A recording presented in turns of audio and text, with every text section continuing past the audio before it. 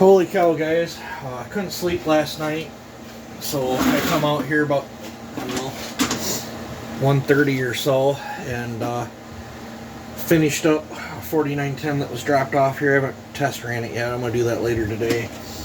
But I wanted to play with one of mine, and this was my 8.3 horse one, 7310 that I dropped them cherry trees with. The same saw as in that stock 500i versus this ported one. I took this on some tree jobs and made some videos where the steel guys are all sore where this saw was beaten up on a stock 500i. But 500i was stock. I don't remember what power of them are stock, but this was 8.3. That's the reason it was doing it. I had another cylinder sitting here. I was going to do a piston swap, but the squish was 155 thousandths with this, and I want to keep this a work saw, and I'd have to carve out a whole bunch of stuff in here and trim all sorts of stuff, so maybe someday I'll find a dead one of these that's all beat to snot and we can turn it into a toy saw and try this piston in it someday. I didn't do much piston modifications to this one.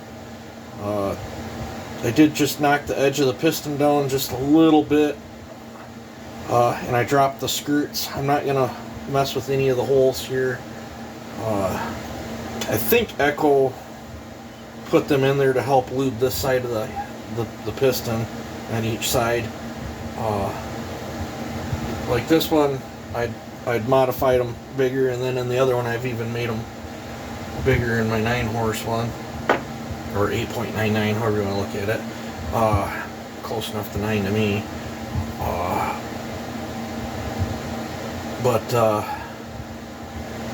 So this is bottom fed, case, it's case fed, it's not side fed through the jug. If this was side fed through the jug, you could bet your butt I'd be taking them out. But on the 372s, I make more power on the pistons that don't have any windows, or that are more complete.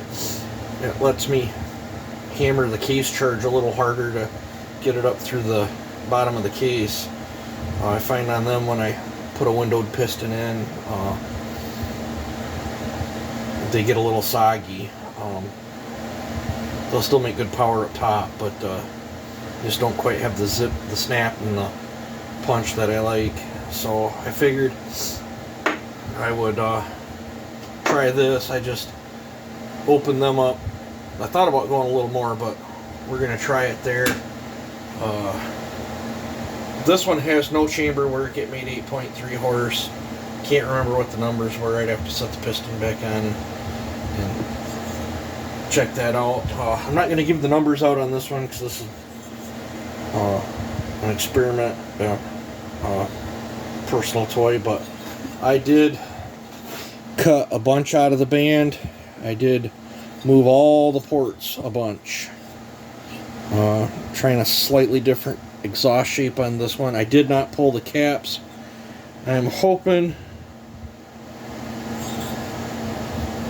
and praying I didn't burn through my caps anywhere.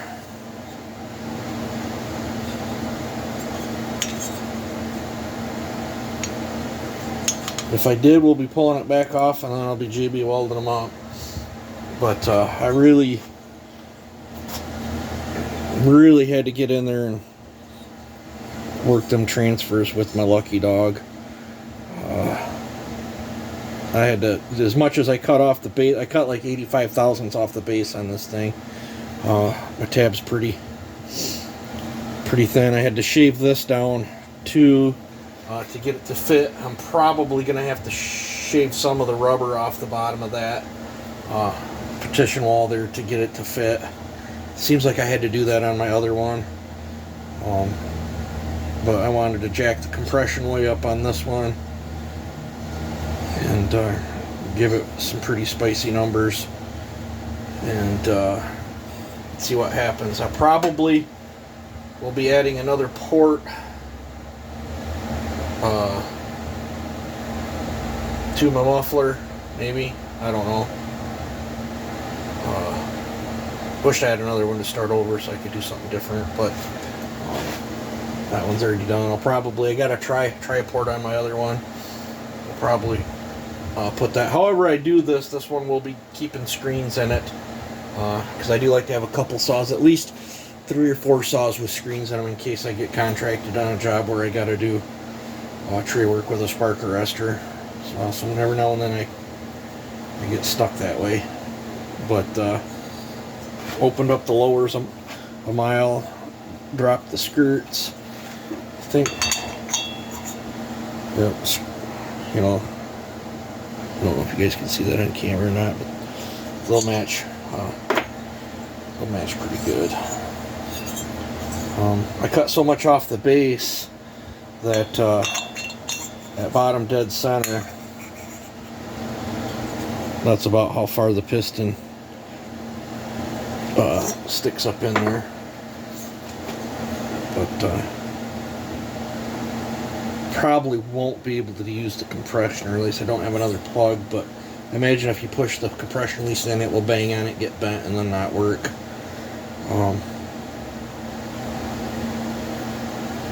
If not, it's going to be pretty close. I'm going to have to check the spark plug real good too. Then I've got a brand new gasket right here.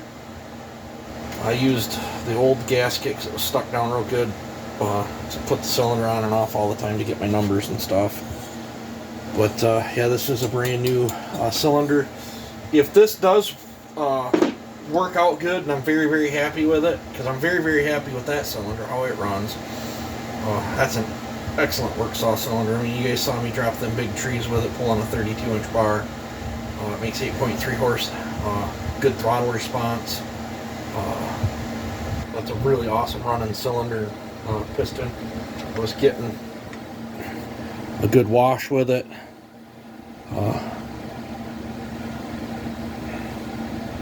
You know, I was getting it all the way around the back wall, and I was getting a good, you know, it's in good shape. It's got hardly any wear on it. There's not very many hours on this thing.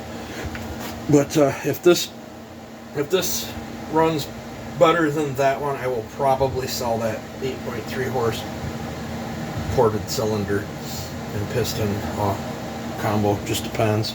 Or I'll hunt down another one and throw it on there. But I've got 2 other cylinders to play with as well.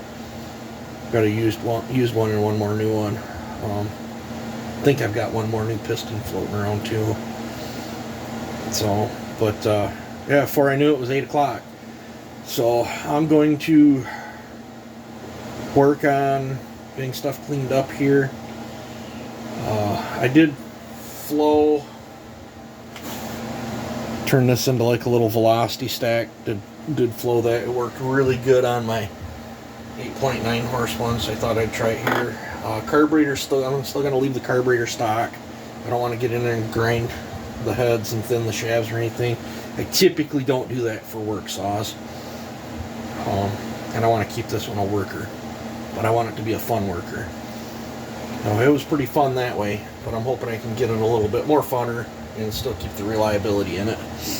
And if I don't think so, it's real easy to swap that other cylinder back on, or duplicate it. I didn't lung that one. I think I lunged the other one. I've only ported a handful of these. A couple of them I lunged, a couple of them I didn't. I think one of them I cut notches in the piston to match the lungs, and that was a really good running one.